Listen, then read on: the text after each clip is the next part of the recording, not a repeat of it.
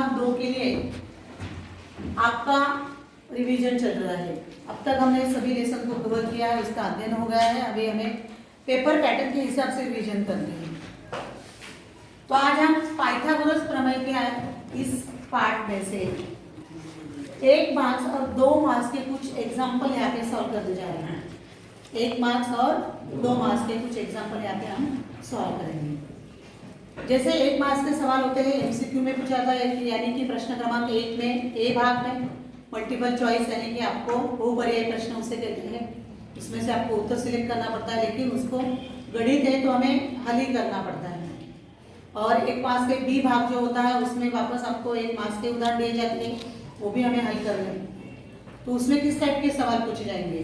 और 2 मार्क्स के एक कृतियुक्त सवाल होते हैं और दूसरे हल करने के लिए सवाल होते हैं। तो उस किस टाइप से सवाल होंगे, कहाँ पे हमें ज़्यादा सवाल रिवीजन करना है, कहाँ पे हमें जोर देना है, वो सभी हम इस सेशन में देखने वाले हैं। तो पहला सवाल जो हमेशा 1 मार्क्स के लिए एमसीक्यू में यानी कि बहुपर्याय प्रश्न में पूछा जाता है, क्या है सवाल। मैं सवाल पढ़ रही हूँ, लिख लेना है आपको कि निम्नलिखित में से कौन सा पाइथागोरस त्रिक है। निम्न में से कौन सा पाइथागोरस त्रिक है। कौन सा पाइथागोरस त्रिक है। पाइथागोरस त्रिक है, यानी कि पाइथागोरस पता है आपको। पाइथागोरस त्रिक है। पाइथागोरस प्रमेय कहाँ पे लगाते हैं हम, समकोण त्रिभुज में लगाते हैं, राइट। समकोण त्रिभुज क्या किसे कहा जाता है कि जिस त्रिभुज का एक कोण 90 अंश का होता है उसे समकोण त्रिभुज कहा जाता है।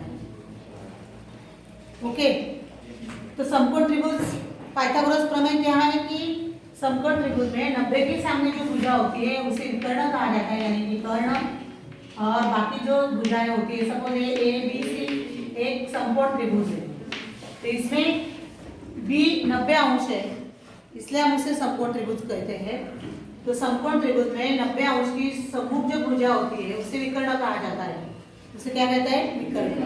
तो पाइथागोरस प्रमेय क्या है कि विकर्ण जो होता है सबसे बड़ी भुजा होती है समकोण त्रिभुज में। विकर्ण क्या होता है, सबसे बड़ी भुजा होती है। तो उस भुजा का वर्ग बराबर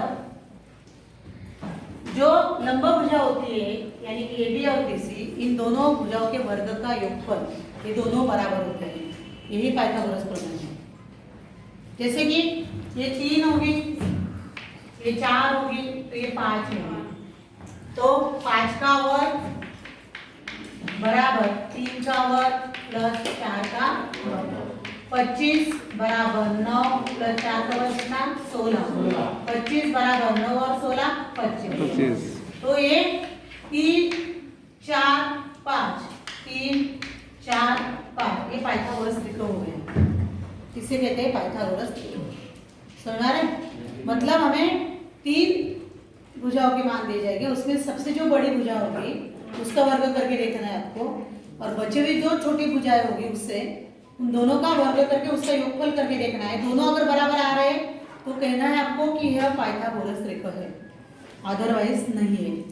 समझ आ रहा है। अभी इसमें कैसे सवाल होते हैं, हम एक एक सवाल हल करेंगे, हमें डायरेक्ट उत्तर नहीं करना है। जैसे कि आपको अगर उत्तर दिया है 1 5 10, 1 5 10, दूसरा दिया है आपको सपोज 3 4 5, अभी जैसे रिसेंटली हमने हल किया है 3 4 5, और तीसरा दिया है हमें 2 2 2 या 5 5 2 लेते हैं लोग, 5 5 2।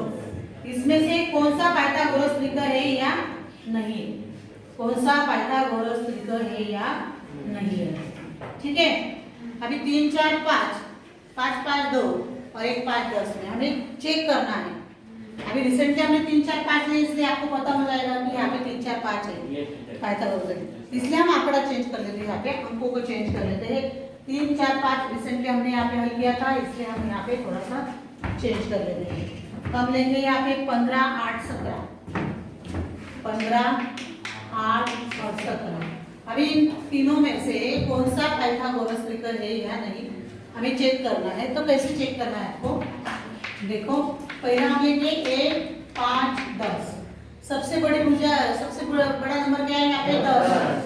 तो हम क्या करेंगे, 10 का वर्ग पहले कर लेंगे, कितना हो गया 100, इसे 1 नंबर दे देती हूँ मैं। फिर उसके बाद 1 का वर्ग प्लस 5 का वर्ग करके देखते हैं हम। 1 का वर्ग कितना, 1, 5 का वर्ग 25, 25 और 1 26, 25 और 1 26, ये 2 नंबर। 1 और 2 का निरीक्षण कीजिए, यहाँ पे 100 है, यहाँ पे 26 है, मतलब 1 बराबर 2 है क्या, मतलब 100 नॉट इक्वल टू 26 है, मतलब 10 का वर्ग बराबर 1 का वर्ग प्लस 5 का वर्ग नहीं है, नॉट इक्वल टू यानी कि नहीं है। सो यह यानी कि 1, 5, 10 यह पाइथागोरस त्रिकोण नहीं है, पाइथागोरस त्रिकोण नहीं है। अभी यहाँ पे अगर आपको सवाल एमसीक्यू में पूछा है तो आपको ये लिखने की जरूरत नहीं, सिर्फ रफ कैलकुलेशन करना है, जो आएगा उसके ऊपर आपको ऑप्शन में उत्तर भी लिखना है, ठीक है। दूसरा करके देखते हैं हम लोग, 15, 8, 7, 17, सॉरी 15, 8, 17। अभी इसमें सबसे बड़ी क्या है, 17 है, कौन सा नंबर है 17। तो हम 17 का वर्ग करेंगे, क्या है 17 का वर्ग 256, 256, इसे 1 नंबर लेंगे हम लोग। अभी बची छोटी भुजा 15 और 8, इसका योगफल करेंगे वर्ग करके, 15 का वर्ग प्लस 8 का वर्ग बराबर 15 का वर्ग कितना है 225 प्लस 8 का वर्ग कितना है 64, कितना है 64, राइट। यस। 15 का वर्ग 225 और 8 का वर्ग 64 बराबर है, बराबर 5 और 4 9, 6 और 2 8 और 289। और 17 का वर्ग बराबर बताया क्या आपने, नहीं, कितना है 17 का वर्ग 289 है। 256 किसका वर्ग है 17 का, 16 का 256 वर्ग है। एक लड़के ने किसने बोल दिया कि 256 है, तो आप 256 पे अटक गए। मैंने भी जानबूझकर लिख दिया कि आपको समझ में आ रहा है कि नहीं। तो 17 का वर्ग है 289, 289। अब ये 15 का वर्ग प्लस 8 का वर्ग, आपके वर्ग कब याद हो गए, अगर वर्ग याद हो गए तो आपको ये करना आएगा ना। अभी 3, 4, 5 छोटा है इसलिए आपको जल्दी हो गया वहां पे, लेकिन यहाँ पे बड़े अंक आए तो आपका कंफ्यूजन हो गया।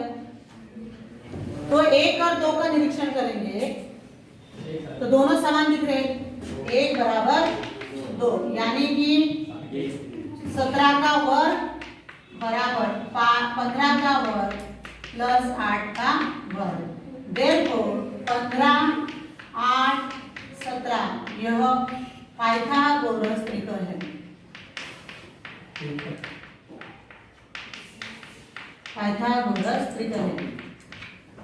मोस्टली ये त्रिकोण जो है उसको लर्न करेंगे तो आपको आसान होगा, आपको हल करने की भी जरूरत नहीं पड़ेगी। जैसे 3, 4, 5 है, 15, 8, 17 है, ऐसे जो है पाइथागोरस के त्रिकोण वो एक नोटबुक में लिखकर उसको लर्न करना, कम से कम 5, 6 तो आप लर्न कर लो, उसमें से पूछी जाएगी आपको। तो ये हो गया पाइथागोरस का त्रिकोण है। आगे आपका अगर एमसीक्यू पैटर्न होगा तो आपको तीसरे हल करने की जरूरत नहीं पड़ेगी, क्योंकि यहाँ पे नहीं है, यहाँ पे है, मतलब आपका उत्तर 2 में आ जाएगा। जो अगर बी ऑप्शन होगा तो आप लिखेंगे बी, राइट, ओके। तो इस तरह से आपको बताना है पाइथागोरस त्रिकोण है या नहीं। तो हमारा सही आंसर होगा 15, 8, 17, 15, 8, 17। इस टाइप के सवाल 1 मार्क्स के लिए आ जाते हैं।